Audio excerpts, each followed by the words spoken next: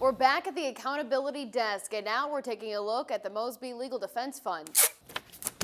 Recently, the city's independent ethics board did an investigation into City Council President Nick Mosby and his involvement in the Legal Defense Fund. The ethics board found 3 violations for the council president: soliciting donations from a controlled donor, accepting donations from a controlled donor, and then failing to disclose those donations on his ethics filing.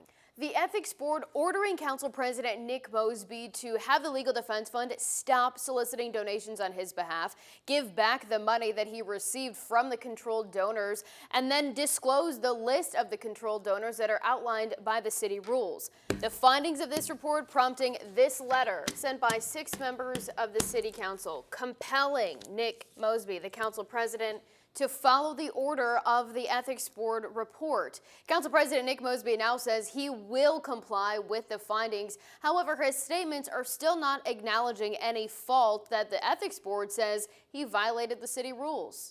There is no money to pay back. To be honest, this has been more of a headache and more of a distraction. Through the investigation, the ethics board finding 2 donations to the Legal Defense Fund were made by people who also got contracts with the city, all while Nick Mosby sits as the chair of the city's spending board.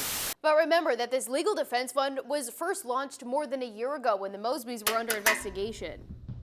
At the time, no charges had been filed against either Mosby, and the Legal Defense Fund was really launched to help solicit donations to help them pay their expected legal fees. But now we do have charges. In January, City State's Attorney Marilyn Mosby was federally charged with 4 different counts: 2 perjury and 2 false mortgage application statements. To date, Nick Mosby is not facing any charges, but the comments we're hearing from the council president now are very similar to ones we heard more than a year ago. Because remember that this couple have faced financial problems for many years, specifically dealing with a federal tax lien that was placed on the couple's Baltimore home. And when asked about the existence of the tax lien, Nick Mosby not accepting any responsibility or even acknowledging its existence.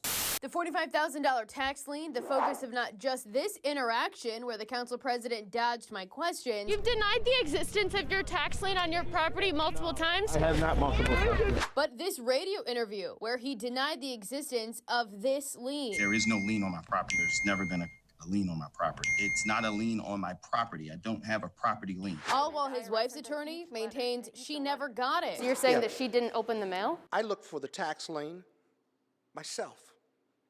Could not find it. I have a copy I can show you. I know you do. You know how we found it? We got it from the press. She did not know, she did not lie, and that'll come out at trial. The Mosbys appearing to deflect responsibility for almost anything, time and time again. As the federal trial continues for City State's Attorney Marilyn Mosby, we'll be watching to see what happens with the council president. In the meantime, we do have a statement from the mayor after the ethics violations came out. The mayor calling it a sad day for Baltimore and another unwanted distraction. The mayor also saying that these violations reflect poorly on our city.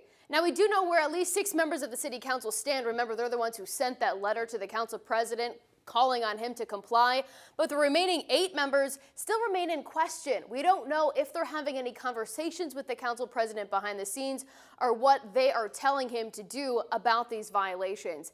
In the meantime, the ethics board giving these members ultimately the responsibility to take appropriate action within 30 days.